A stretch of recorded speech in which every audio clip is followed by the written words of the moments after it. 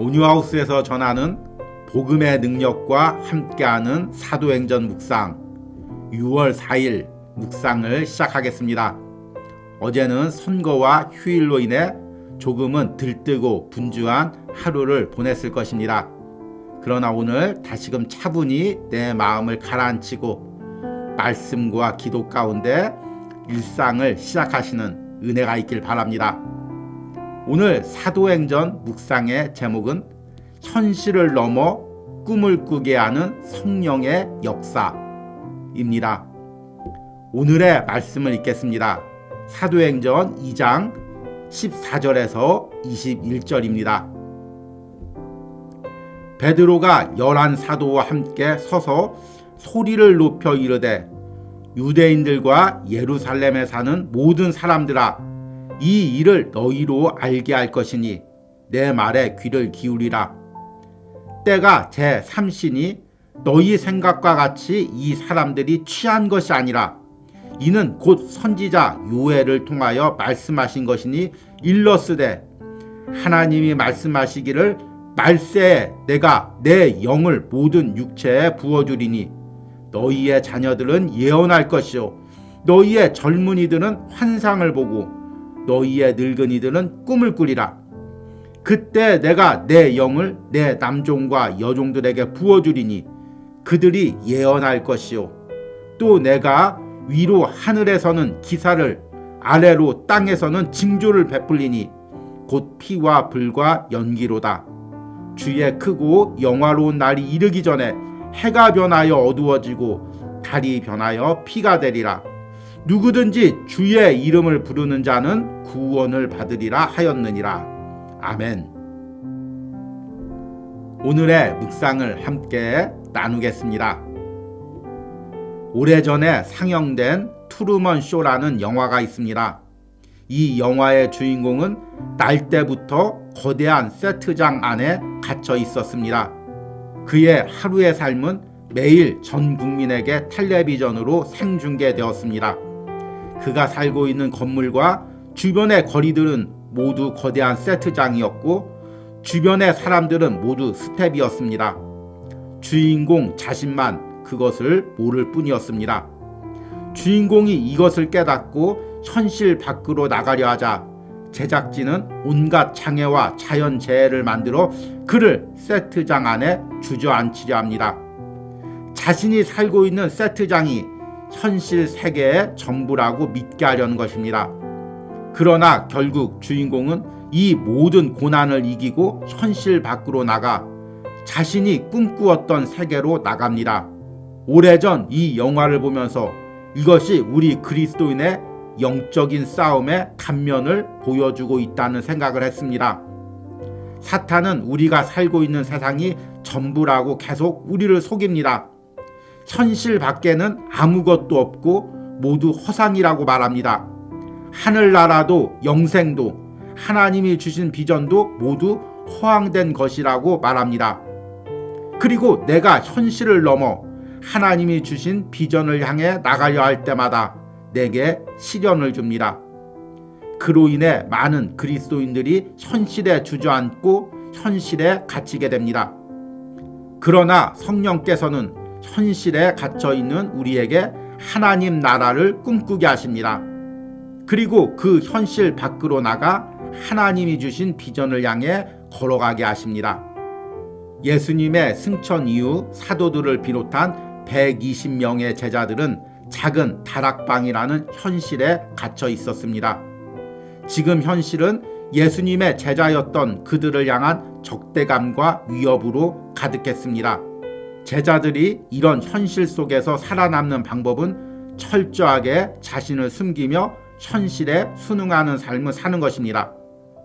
이런 현실을 무시하고 예수님이 주신 비전이나 꿈을 드러내려 했다가는 바로 죽음을 각오해야 했습니다. 그런데 오순절날 이들에게 성령이 임하자 모든 것이 바뀌게 되었습니다. 현실에 갇혀 죽은 듯 살아가던 그들이 큰 소리로 기도하며 방언을 했습니다. 그리고 겁 많던 베드로가 대중 앞에서 설교를 하게 됩니다. 오늘 말씀의 베드로의 설교의 핵심은 이 모든 것이 하나님이 예언한 성령의 역사라는 것입니다. 이는 곧 선지자 요엘을 통하여 말씀하신 것이니 일러스되 하나님이 말씀하시기를 말세에 내가 내 영을 모든 육체에게 부어주리니 너희의 자녀들은 예언할 것이요 너희의 젊은이들은 환상을 보고 너희의 늙은이들은 꿈을 꾸리라.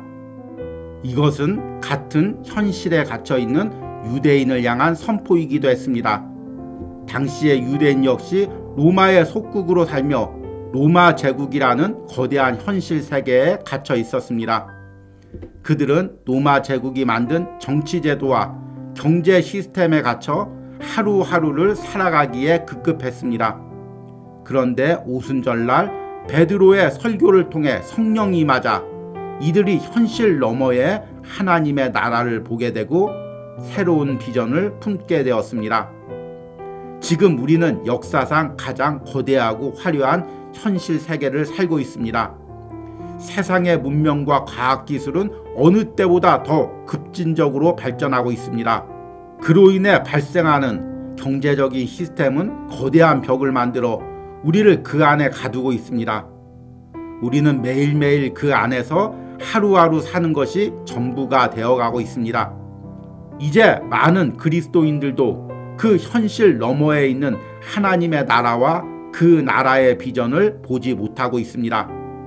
그러나 오순절에 임했던 성령의 충만한 역사가 내게 임하면 내가 현실 너머에 하나님 나라의 비전을 보고 꿈을 꾸게 됩니다.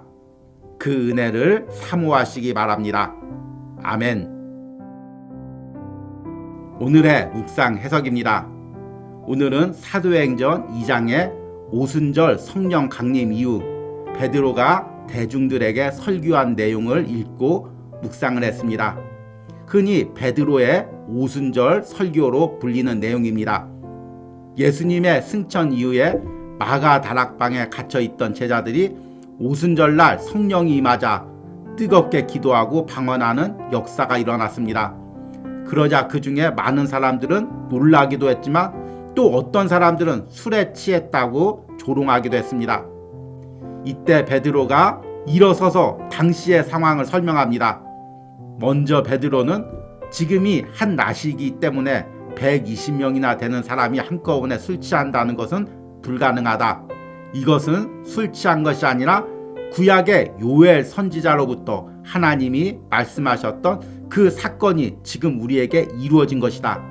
그 예언의 내용은 말세에 하나님의 영이 부어져서 젊은이들은 환상을 보고 늙은이들은 꿈을 꾸고 남종과 여종들은 예언할 것이라는 말씀이다. 그 말씀이 지금 여기 예루살렘에서 이루어졌다. 우리는 하나님의 영을 받았다.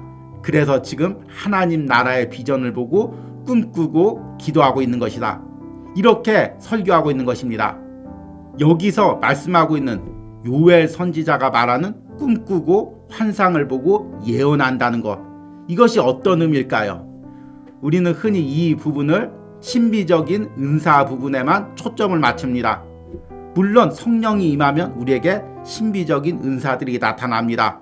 환상을 보기도 하고 앞날에 대해서 예언하는 은혜들이 있습니다. 그러나 이 말씀은 단지 이런 신비적인 은사에만 초점을 맞추는 말씀이 아닙니다. 여기서 베드로가 말하는 말세란 어떤 때입니까? 예수 그리스도를 통해 하나님의 구원의 역사가 직접적으로 선포되고 사탄이 이를 막기 위해서 강력하게 공격하는 그런 영적 싸움의 시대입니다. 그런 시대에도 성령께서 역사하시면 그런 모든 세상의 공격 가운데서도 하나님 나라를 보게 되고 하나님 나라의 비전을 보게 된다는 것입니다. 그리고 실제로 이 일이 지금 마가 다락방에 있는 120명의 제자들에게 일어났습니다. 그리고 앞으로 베드로의 설교를 듣고 있는 많은 유대인들도 이 은혜를 경험하게 될 것입니다. 당시에 예수님의 제자들은 거대한 로마 제국 속에서 그리고 예루살렘 안에서 마가 다락방 안에서 좁은 공간에 갇혀서 현실에 눌려 있었습니다. 예수님께서는 승천하시면서 제자들에게 너희가 예루살렘과 온 유대와 사마리아와 땅끝까지 이르러 내 증인이 되리라, 이렇게 명령하셨지만 이들은 거대한 현실 속에 갇혀서 오로지 하루하루 생명을 부지하는 것이 전부였습니다. 그런데 성령이 임하자 예수님의 제자들이 좁은 마가 다락방을 뛰쳐나와서 하나님의 나라를 선포합니다. 예수 그리스도의 복음을 선포합니다. 내일 말씀에 이어지는 베드로의 설교에서는 유대인들이 십자가에 못 박혀 죽인 예수가 그리스도라고 직접적으로 선포합니다. 예수님께서 승천하시면서 명령하신 것을 먼저 예루살렘에서 증거하는 것입니다. 그리고 후에는 유다와 사마리아와 땅끝까지 이르러 이 예수님의 명령을 증거하게 됩니다. 여러분, 참으로 이 시대의 현실이라는 것이 너무나 무섭습니다. 매일같이 세상이 너무 급속하게 변하고 있습니다. 특히 AI 시대를 살면서 하루하루가 너무 급속히 변하고 있습니다. 그리고 그런 변화로 인해 모든 경제적인 시스템이 바뀌고 있습니다. 일반적인 사람들은 그 현실 속에서 하루하루 적응하며 사느라 너무나 바쁩니다. 이제는 그리스도인들도 하나님의 나라의 비전이나 하나님 나라의 소명을 바라보기보다 그저 현실에 갇혀서 하루하루 사는 것이 전부가 되어가고 있습니다. 그러나 이런 상황 속에서도 우리 안에 오순절날 임했던 성령이 임하면 이 현실을 이깁니다. 이 현실을 넘어 하나님 나라의 비전과 내게 주신 사명을 바라보고 꿈꾸고 기도하게 됩니다. 그리고 그 하나님 나라의 비전을 향해 나가게 됩니다. 현실이 어떠할지라도 어떤 상황이 나를 막을지라도 성령이 주신 은혜로 그것을 뚫고 나가는 역사가 일어납니다. 사도행전에 일어났던 바로 그 역사입니다. 오늘 묵상을 듣는 여러분들이 성령 충만하여 현실을 이기고 하나님 나라의 비전을 향해 한 걸음씩 나가는 은혜가 있기를 축복합니다. 오늘의 적용과 기도입니다. 내가 현실의 상황에 갇혀 나의 영혼과 마음이 눌려있는 부분은 무엇이 있습니까? 이런 나의 눌린 마음이 예배와 사명을 감당하는데 어떤 영향을 끼치고 있습니까? 내가 성령이 주시는 은혜로 현실 너머에 하나님이 주신 비전을 꿈꾸고 소망하게 해달라는 기도를 드리시기 바랍니다. 우리 함께 기도하겠습니다. 말세에 내가 내 영을 모든 육체에게 부어주리니 너희의 자녀들은 예언할 것이요 너희의 젊은이들은 환상을 보고 너희의 늙은이들은 꿈을 꾸리라. 주님, 오순절날 성령이 임하자 제자들이 현실에서 뛰쳐나와 하나님 나라의 비전을 보고 예수님이 주신 사명을 감당했습니다. 하나님 나라의 비전을 보고 예수님의 이름을 증거하는 사역을 감당했습니다. 주님, 내 삶에도 이런 은혜를 주시옵소서. 내가 현실 속에서 예배하지 못하고 있는 부분은 무엇이 있습니까? 현실에 갇혀 주신 사명을 감당하지 못하고 있는 부분은 무엇이 있습니까? 내 주변의 현실 때문에 하나님 나라의 비전을 보고 있지 못하는 부분들은 또 무엇이 있습니까? 성령님께서 내 눈을 열어주시고 또 내 안에 하나님 나라의 비전을 꿈꾸고 소망할 수 있는 차고 넘치는 은혜를 부어주시옵소서. 오늘 묵상에 동참하는 모든 심령들 가운데 이런 은혜가 있게 하여 주시옵소서. 그리하여 현실 넘어 하나님 나라의 비전을 향해 나가는 성령의 은혜를 부어주시옵소서. 예수님의 이름으로 기도했습니다. 아멘.